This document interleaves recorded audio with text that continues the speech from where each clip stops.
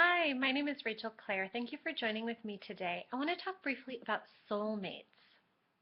So a soulmate can be someone that you've had many lifetimes with. Your souls are connected.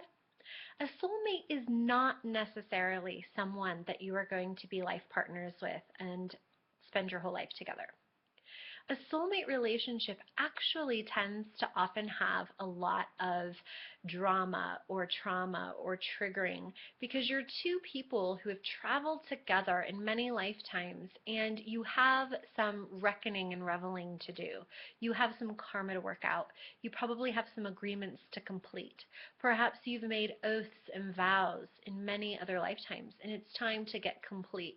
It's time to right the wrongs. So a soulmate energy relationship can be someone that you see and you feel like you've known them before and you're wildly attracted to them and you're like, oh my gosh, I think you're my soulmate.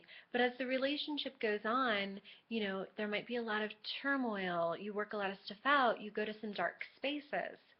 So that's a soulmate relationship.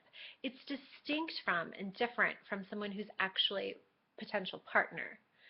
So those potential partners can come after we've had the really trying soulmate relationships. So just really want to distinguish that, and I don't believe that there's any necessary one person for each of us. There's a choice, right? We all have choice. We're God infused with choice. So we get to choose, but there are people that will come into our lives where we are just magnetically drawn.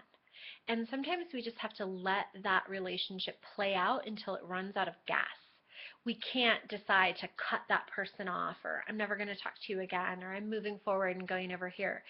Sometimes we can be really mindful and healthy, and when someone crosses our boundaries and breaks, a bottom line or a red flag or a deal breaker, we can cut it off.